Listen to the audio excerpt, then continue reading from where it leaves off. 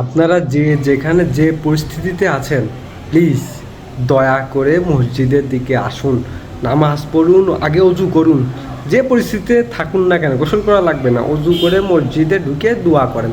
না হলে মায়ের দোয়া ক্রিকেট টিমকে কখনো কোনোভাবে রক্ষা করা যাবে না। এদের রক্ষা করার এখন একটাই পথ খোলা আছে, সেটা হচ্ছে দোয়া। দোয়া ছাড়া এদের রক্ষা করা সম্ভব না। ইন্ডিয়া এদের খেলে দেবে, ইন্ডিয়া এদের এমনভাবে প্যান্ট খুলে খেয়ে দিবে, এরা বাংলাদেশে আর পৌঁছাতে পারবে না।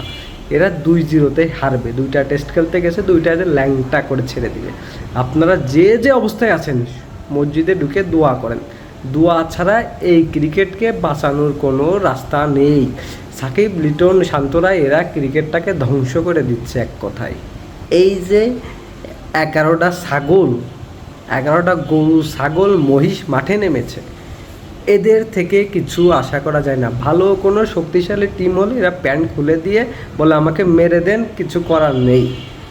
এদের পেটে এখন ইন্ডিয়ার বাচ্চা হবে, এরা যে কোনো সময় বাংলাদেশে এসে সেগুলো ডেলিভারি দেবে, আবার সে একই জিনিসই পয়দা হবে।